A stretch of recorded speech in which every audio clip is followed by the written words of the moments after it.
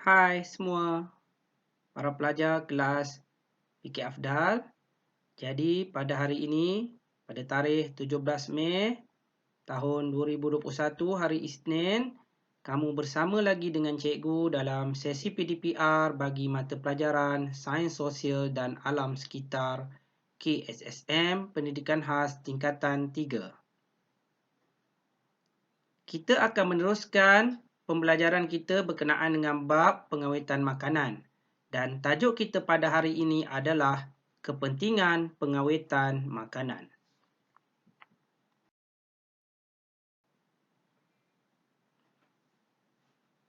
Tema kita pada hari ini 4.0 pengawetan makanan. Standard kandungan 4.1 pengawetan makanan. Standard pembelajaran 4.1.4 menyatakan kepentingan pengawetan makanan.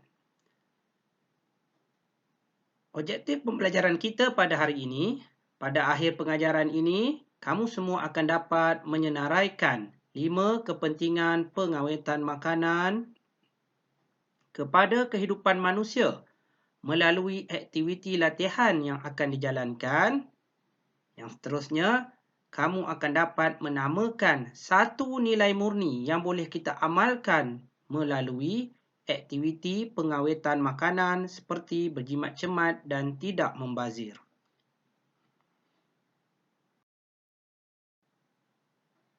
Sebelum kita memulakan pembelajaran kita pada hari ini, perhatian kepada kamu semua. Sila gunakan lembaran nota dan latihan yang telah cikgu sediakan kepada kamu semua sebelum cuti Hari Raya Aidilfitri yang lalu. Cikgu pasti kamu semua telah menerima lembaran nota dan latihan seperti yang tertera di bawah ini. Ada 3 lembaran yang akan kita gunakan pada hari ini, iaitu yang pertamanya lembaran nota dan yang kedua dan ketiga adalah lembaran latihan. Pastikan ketiga-tiga lembaran ini ada bersama kamu sebelum memulakan pembelajaran.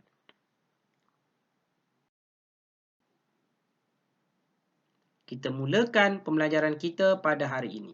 Sebelum itu, kita imbas kembali apa yang telah kita pelajari pada sesi pembelajaran yang lalu. Sebelum ini, kita telah mengetahui bahawa terdapat 2 kaedah pengawetan makanan yang biasa kita lihat dan kita aplikasikan dalam kehidupan seharian kita, iaitu kaedah yang pertama, pemasinan. Dan yang kedua, kaedah penyejuk bekuan. Mari kita imbas, apakah itu kaedah pengawetan makanan melalui kaedah pemasinan? Kaedah pemasinan ialah proses mengawet makanan menggunakan garam untuk mengeluarkan air daripada makanan yang hendak diawet. Berikut adalah 4 contoh makanan yang diawet dengan menggunakan kaedah pemasinan. Yang pertamanya adalah ikan masin ataupun ikan kering. Yang kedua, lobak masin. Yang ketiga, telur masin. Dan yang keempat, ikan pekasam. Cikgu pasti di antara kamu pernah melihat keempat-empat jenis makanan ini. Jadi keempat-empat makanan ini dihasilkan melalui proses pengawetan makanan daripada kaedah pemasinan. Kita masuk pula kepada kaedah pengawetan makanan yang kedua yang kita pelajari, iaitu kaedah penyejuk bekuan. Kaedah penyejuk bekuan ini ialah proses penyimpanan makanan pada suhu beku. Proses ini melambatkan aktiviti bakteria yang menyebabkan makanan menjadi rosak. Kebiasaannya, proses penyejuk bekuan ini kita menggunakan peti sejuk ataupun peti ais. Proses penyejuk bekuan ini terbahagi kepada 2 bahan yang boleh kita gunakan. Yang pertamanya adalah bahan mentah yang terdiri daripada daging ayam, ikan, udang dan juga daging. Kemudian penyejuk bekuan juga kita boleh lakukan pada makanan yang diproses. Sebagai contohnya, nugget, donat, roti canai, pizza, aiskrim dan juga sausage. Jadi, jangka hayat makanan ini dapat dikekalkan dengan lebih lama melalui proses penyejuk bekuan.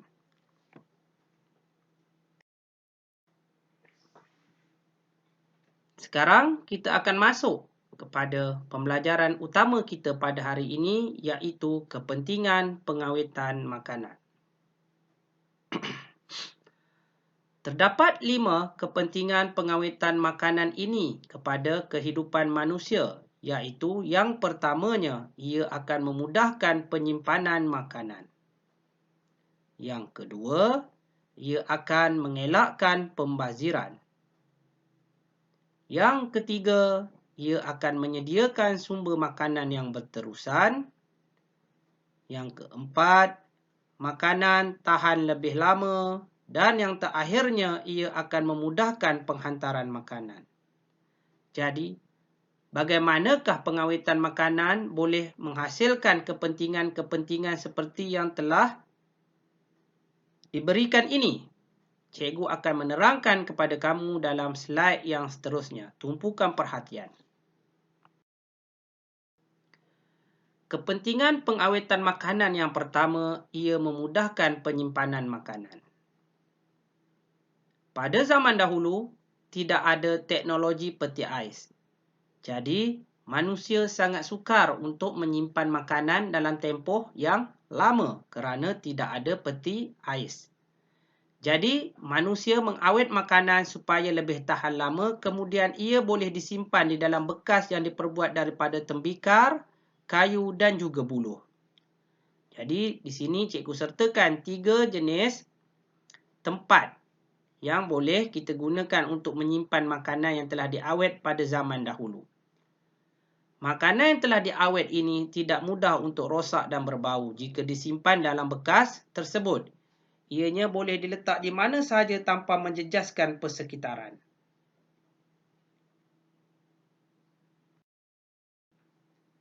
Kita masuk pula kepentingan pengawetan makanan yang kedua, iaitu mengelakkan pembaziran. Seperti yang telah kita ketahui, kebanyakan makanan tidak boleh tahan lama. Apabila makanan itu telah rosak, maka ia akan dibuang dan tidak boleh dimakan lagi. Dengan adanya kaedah pengawetan makanan, makanan boleh disimpan dan dimakan semula sekiranya diawetkan. Sebagai contoh, daging, ikan, buah-buahan dan sayur-sayuran boleh disimpan di dalam peti sejuk melalui proses penyejuk bekuan.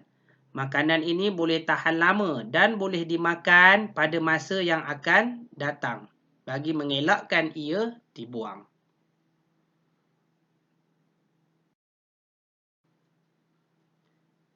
Kepentingan pengawetan makanan yang ketiga, ia menyediakan sumber makanan yang berterusan. Pada kali ini cikgu akan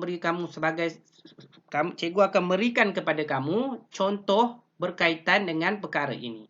Sebagai contohnya, kemarau menyebabkan aktiviti pertanian tidak dapat dijalankan. Tahukah kamu apakah itu musim kemarau?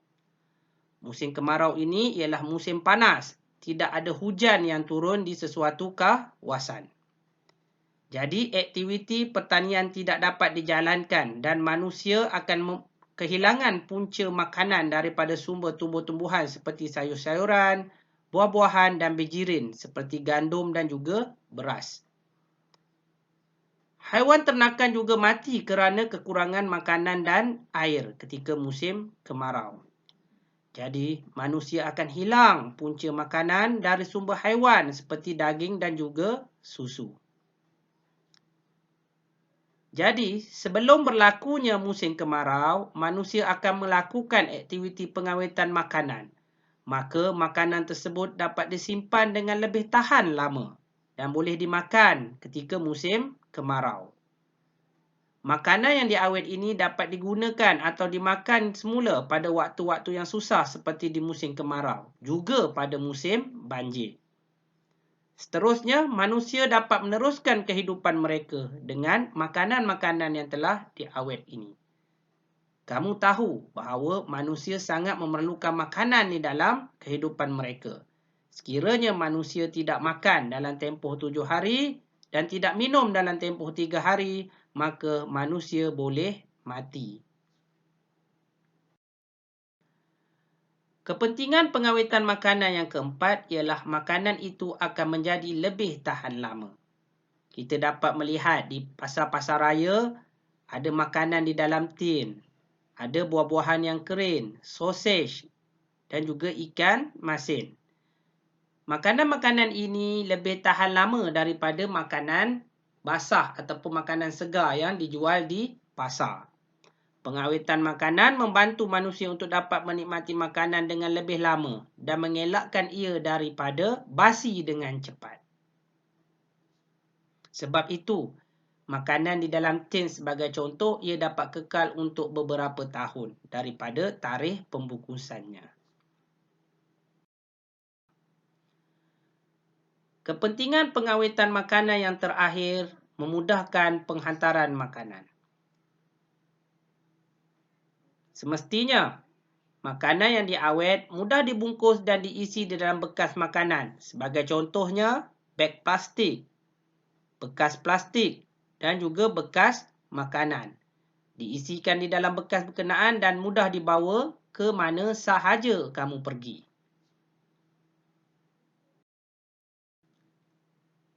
Sebelum kita menamatkan pembelajaran kita pada hari ini, apakah nilai murni yang boleh kita pelajari daripada sesi PDPR kita pada hari ini?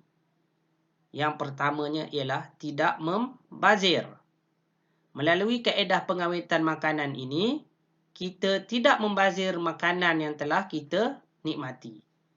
Kemudian berjimat cermat. Melalui kaedah pengawetan makanan, manusia belajar untuk berjimat cermat akan makanannya dan boleh digunakan semula atau dimakan semula ketika waktu yang susah.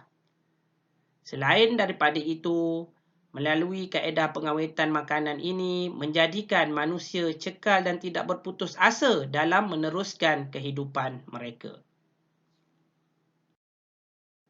Jadi pada hari ini, kita telah mengetahui bahawa terdapat 5 kepentingan pengawetan makanan, iaitu memudahkan penyimpanan makanan. Yang kedua, mengelakkan pembaziran. Yang ketiga, menyediakan sumber makanan yang berterusan. Yang keempat, makanan lebih tahan lama. Dan yang terakhir, memudahkan penghantaran makanan. Sila hafal kelima-lima kepentingan pengawetan makanan ini. Nanti, kamu akan menjawab soalan berdasarkan kepada 5 kepentingan pengawetan makanan ini. Boleh? Cikgu harap kamu semua bersedia untuk pelatihan yang telah cikgu berikan nanti. Baik, kita telah sampai ke penamat sesi PDPR kita pada hari ini. Jangan lupa tulis nota dan siapkan latihan yang telah cikgu berikan kepada kamu di dalam buku nota kamu. Ada 3 lembaran yang boleh kamu gunakan dan pastikan kamu menyiapkannya. InsyaAllah selepas kita berjumpa lagi di sekolah nanti, kita akan berbincang untuk mendapatkan jawapan yang betul. Baik, terima kasih. Jumpa lagi pada sesi pengajaran akan datang. Cikgu doakan supaya kamu semua sihat sejahtera dan terhindar daripada ancaman penyakit berbahaya seperti COVID-19.